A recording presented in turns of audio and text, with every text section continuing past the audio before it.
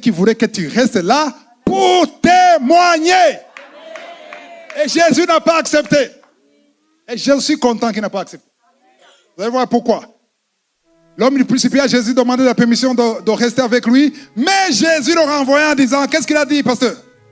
Retourne dans ta maison. Reste dans ta maison. Et raconte tout ce que Dieu t'a fait. Va raconter tout ce que Dieu t'a fait. Va raconter dans une ville de païens qui ne croient même pas au Dieu d'Abraham, qui vend des porcs. Va dire ce que Dieu t'a fait, même dans ta maison, pas seulement dans ton village, dans ta maison. Tu vas raconter ce que Dieu a fait. Amen. Wow, c'est le verset 39. Il s'en alla et publia pas seulement dans la maison, ou par toute la ville. C'est comme la femme samaritaine. Quand Jésus a parlé de toute sa vie, elle a quitté Jésus, elle a parlé à toute la ville. Venez voir quelqu'un qui connaît ma vie. Elle a gagné tout le monde. Il faut témoigner. Alléluia. Alléluia. Si Kangoka arrive dans les 4 coins du monde, c'est parce qu'il y a des gens qui partagent les audios, qui partagent les témoignages. Il faut partager. Toute la ville, tout ce que Jésus avait fait pour lui. Amen. Alors, qu'est-ce qui s'est passé? Quand il a raconté, tous les gens qui le voyaient, ils le connaissaient. Je vous ai dit qu'on parle de quelqu'un qui était nu, qui avait la force de briser les chaînes. Quand il passait, les enfants criaient, « Hé, maman, il vient !» Alléluia. On connaissait son visage, mais on ne pouvait pas imaginer qu'un jour il peut marcher. Il peut être normal. Alors il vient maintenant avec une chemise. Bon, il n'y avait pas de chemise à l'époque. Il était habillé. Il vient, on imagine aujourd'hui quelqu'un qui est bien habillé, alors qu'il était nu, il était fou. Il vient à la porte, il sonne.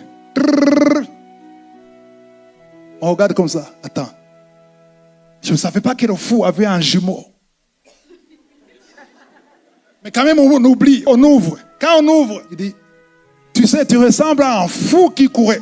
Non, c'est moi le fou qui est converti, qui est délivré. Attends, tu as dit c'est toi. Mais c'est moi, tu me connaissais, non? Comment est-ce que tu es propre? Comment est-ce que tu es normal? Parce que j'ai rencontré un homme qui s'appelle Jésus. Yeah! Il a parlé, il m'a délivré et tous les démons sont sortis. Le papa appelle sa femme, appelle ses enfants. On appelle, ici il y avait WhatsApp à l'époque. On commente, on va sur le statut. Vous connaissez le fou? Je suis avec lui, selfie. C'est lui, vous le connaissez, toute la ville, vous le connaissez. Qu'est-ce qui s'est passé? Il y a un homme qui s'appelle Jésus. Un seul homme. Alors, pendant ce temps, quand on témoignait, tous ceux qui entendaient le témoignage, ils avaient soit un oncle malade, une tante malade, un enfant malade, une grand-mère malade. Alors, où est ce Jésus? On l'a chassé. Qui l'a chassé? Qui a osé le chasser? Il y a des businessmen frustrés qui l'ont chassé. Comment on a besoin d'un homme qui a cette puissance ici? On cherche le chef du quartier, le maire de la ville. On veut inviter cet homme. Avant, Jésus s'était invité. Maintenant, on veut l'inviter. Lettre officielle avec tampon de la commune. On l'invite. Il est où? Il n'est pas très loin. On envoie un message. Les gens qui t'ont chassé, aujourd'hui, ils sont en train de te réclamer. Alors, pourquoi je confirme qu'ils l'ont invité? Je vais vous dire pourquoi je confirme ça. Au verset 40, on dit, à son retour, quel retour? Jésus retourne où? Là où on l'avait chassé. À son retour, Jésus fut reçu par la foule. Ça veut dire quoi? À son arrivée à l'aéroport, les journalistes, tout le monde était là. Pourquoi est-ce qu'ils étaient là? Comment ils ont su ça? Ils n'ont pas deviné. Ce n'est pas un prophète. Ils ont invité Jésus. Ils l'ont invité. Viens, viens, viens. On a entendu qu'en toi, il y a la puissance de Dieu. Juste à l'arrivée, ils sont une foule. Dans cette foule, il y avait ceux qui l'avaient chassé. Mais Dieu a témoigné que Jésus est réel. Alléluia. Amen. Au mois de juillet, je suis allé à Libreville. Il y avait une foule qui m'attendait. Pourquoi? Ils avaient entendu ce que Dieu fait dans l'émission. Alléluia. Quand Dieu témoigne, quand c'est Dieu qui témoigne, on n'a pas besoin des influenceurs. On n'a pas besoin de télévision pour la publicité. On n'a pas besoin de la radio. Parce que l'Éternel lui-même témoigne. Et quand il est arrivé, il y avait une foule. Alléluia. Car tous l'attendaient. Comment est-ce qu'ils ont su qu'il va venir? Parce qu'ils l'ont invité. Amen. 41. Alléluia. On va voir ce qui s'est passé. Et voici, il vint un homme nommé Jairus, qui était chef de la synagogue. Il se jeta à ses pieds et le supplia d'entrer dans sa maison. Jairus était dans la foule. Voilà. Je crois que Jairus était parmi ceux qui l'ont invité. Alléluia. Il était dans la foule. Maintenant, on supplie d'entrer dans sa maison. 42. Parce qu'il avait une fille unique d'environ 12 ans qui se mourait.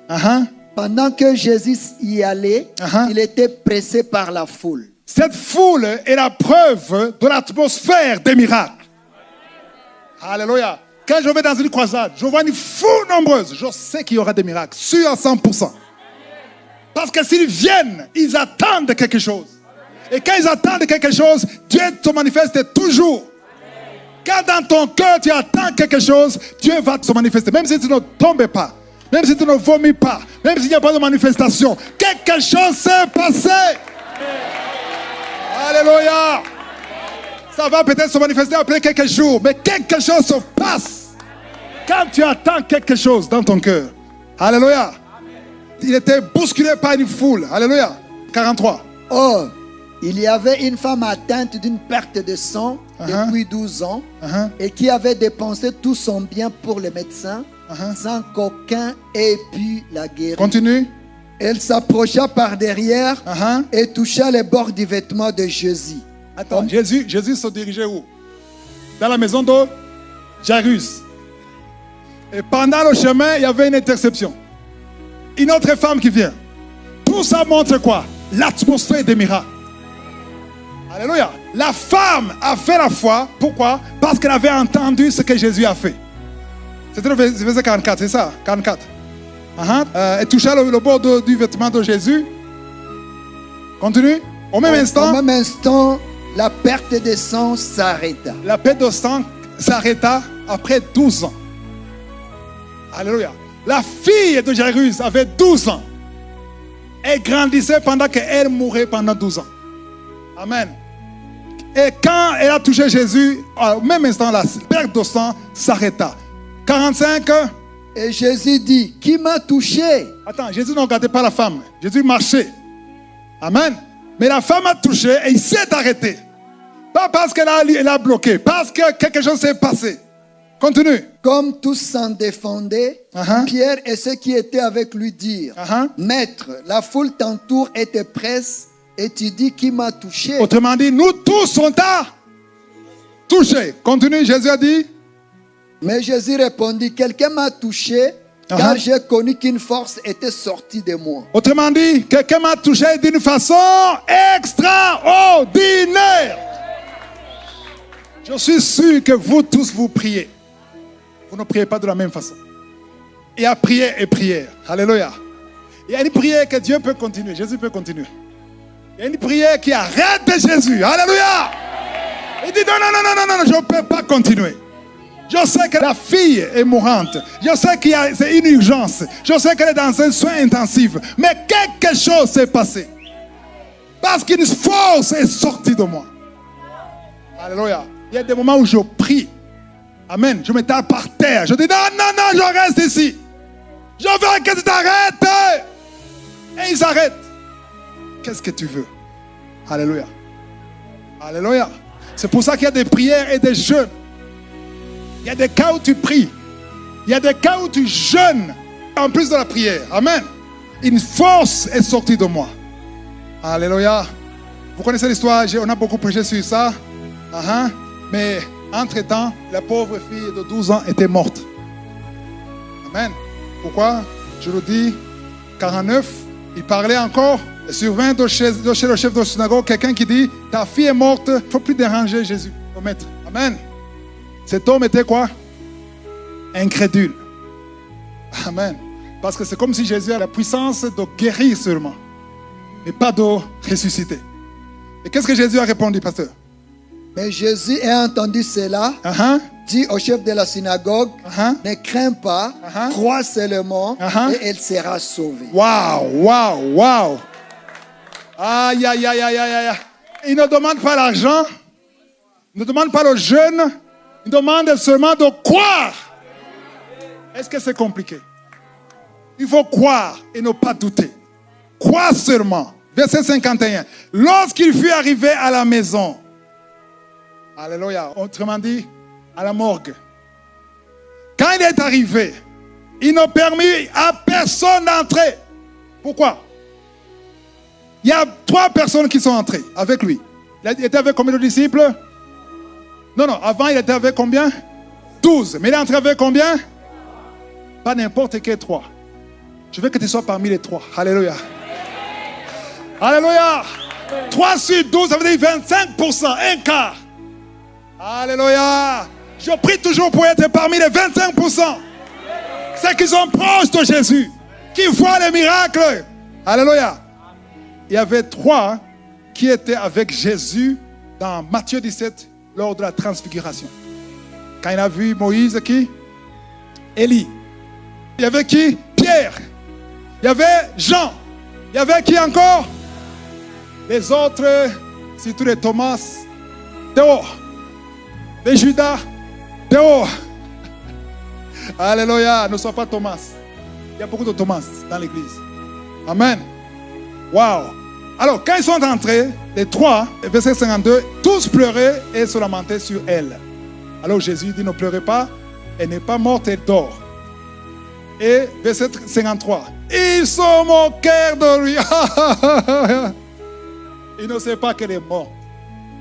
Le pauvre, il va être malheureux, il va être ridicule. Tu as fait des miracles, mais cette fois-ci, tu vas être ridicule. Pourquoi? Parce que la petite est morte, moi j'étais là, je l'ai vue mourir. Sachant qu'elle était morte. Verset 54, il la saisit par la main. Et dit d'une voix forte, enfant, lève-toi. Et son esprit revint en elle, et à l'instant, elle se leva, et Jésus ordonna qu'on lui donna quoi? Dit, verset 56. Les parents de la jeune fille furent dans l'étonnement, et il leur recommanda de ne dire à personne ce qui était arrivé. Alléluia. Alléluia. Parfois, Jésus disait, allez dire ça. Et parfois, il disait, ne dites pas ça. On va lire dans Jean 5, verset 14. Depuis, Jésus le trouva dans le temple et lui dit, voici, tu as été guéri, ne pêche plus, de peur qu'il ne t'arrive quelque chose de pire. Répète ça. Depuis, Jésus le trouva dans le temple et lui dit, voici, tu as été guéri, ne pêche plus, de peur qu'il ne t'arrive quelque chose de pire. Maintenant, on connaît l'histoire de l'homme qui a été guéri après 38 ans. T'es paralysé. Amen. Et quand il a été guéri, qu'est-ce qui s'est passé? Jésus l'a rencontré dans le temple. C'est le verset 14. Amen. Quand il l'a rencontré dans le temple, qu'est-ce qu'il a dit? Ne pêche plus. C'est ce que j'ai dit. Quand tu es guéri, il faut te repentir. Jésus veut la repentance. Amen. Et ça, c'est dangereux. Pourquoi? Parce que quand tu ne te repens pas, qu'est-ce qui se passe? Parce qu'ils n'ont pas bien compris le verset. Est-ce que tu peux encore lire le verset? Depuis, Jésus le trouva dans le temple et lui dit, voici, tu as été guéri, ne pêche plus, de peur qu'il ne t'arrive quelque chose de pire. Wow. De peur qu'il t'arrive, qu'est-ce qui pouvait arriver de pire? Amen. Parce que chaque maladie, il y a un démon derrière. Et quand tu ne te repens pas, tu continues dans le péché, les mêmes démons reviennent. Qui savait ça? Pas les mêmes démons, les démons encore plus méchants. Waouh, je ne suis pas là pour vous intimider. Alléluia. Je vais que tu lises Matthieu 12, verset 43 à 45. Lorsque l'esprit impur est sorti d'un homme, il va par des lieux arides, cherchant du repos, et il n'en trouve point. Continue. Jusqu'au 45. Alors il dit, je retournerai dans ma maison d'où je suis sorti, et quand il arrive, il la trouve vide, balayée et ornée.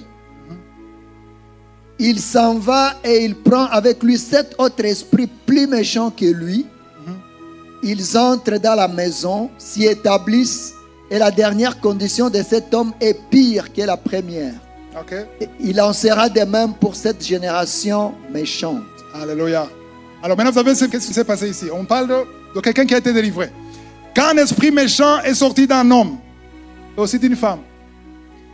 Il y a des femmes qui disent, on parle toujours des hommes, nous on n'est pas concernés, mais les démons entrent aussi dans les femmes. La Bible parle toujours d'un homme. La traduction ici, on parle d'un homme, mais quand on parle d'un homme, il y a aussi toi. Alléluia. Quand l'esprit entre et que quelqu'un chasse le démon, il est sorti. Amen. Le démon sort. Et quand il sort, il dit ici, il va par les lieux arides, donc il est sorti, il cherche le repos et il ne trouve pas de repos. Le verset 44, il dit quoi? Il dit, je retournerai dans ma maison d'où je suis sorti, et quand il arrive, il la trouve vide, balayée et ornée. Quand il arrive, il trouve comme la maison comment? Vide et quoi? Ça veut dire quoi? La maison dont on parle, c'est quoi? La Bible dit que notre corps, c'est quoi? Le temple du Saint-Esprit, le temple de Dieu. Amen. Et le démon, le diable veut défier Dieu. Il dit, ça c'est pas ta maison, ça c'est ma maison. Et il veut retourner dans cette maison.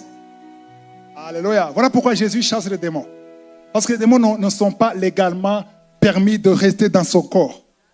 Parce que c'est le corps réservé pour le Saint-Esprit. Amen. Alors maintenant, il revient. Il dit quoi? Je retournerai dans ma maison d'où je suis sorti. Quand il arrive, il la trouve vide et balayée, ça veut dire quoi? Tu es encore dans la fornication, dans l'adultère, dans la pornographie, dans l'alcoolisme, dans le mensonge, dans la haine. Tu n'as pas changé, tu continues de mentir, tu continues de voler. Ça veut dire que la maison de Dieu est balayée et ornée, ça veut dire que la porte est ouverte. Alléluia. Moi, je croyais que quand il voit la porte ouverte, il allait entrer. Mais il est malin. C'est ça que la Bible appelle le malin. Il dit que si j'entre, ils vont encore me faire sortir. Maintenant, je dois chercher du renfort. Je dois aller chercher d'autres démons qui sont encore plus forts. Qu'est-ce qu'il fait alors? Il prend avec lui 7 autres esprits plus méchants que lui. Dites plus méchants que lui. C'est-à-dire que les démons n'ont pas la même méchanceté, la même force et la même résistance. Alléluia. Ceux qui ont fait la délivrance le savent. Les démons, quand tu arrives, tu dis au nom de Jésus, on ne discute pas, sors. Et le démon dit, yeah, c'est fini. Je pars. Il y a d'autres démons, quand tu pars, ils disent, toi, tu oses me parler, toi. Est-ce que tu sais qui je suis? Le démon te parle. Tu sais moi qui je suis. Je ne sors pas. On a eu des histoires terribles quand on était convertis. Des bébés spirituels. On faisait des délivrances comme des bébés spirituels. Je vais parler de Pierre. Quelqu'un qui était malade mentalement, qui était toujours en ville, toujours nu là. Et on était chaud après quelques mois de conversion. Très jeune.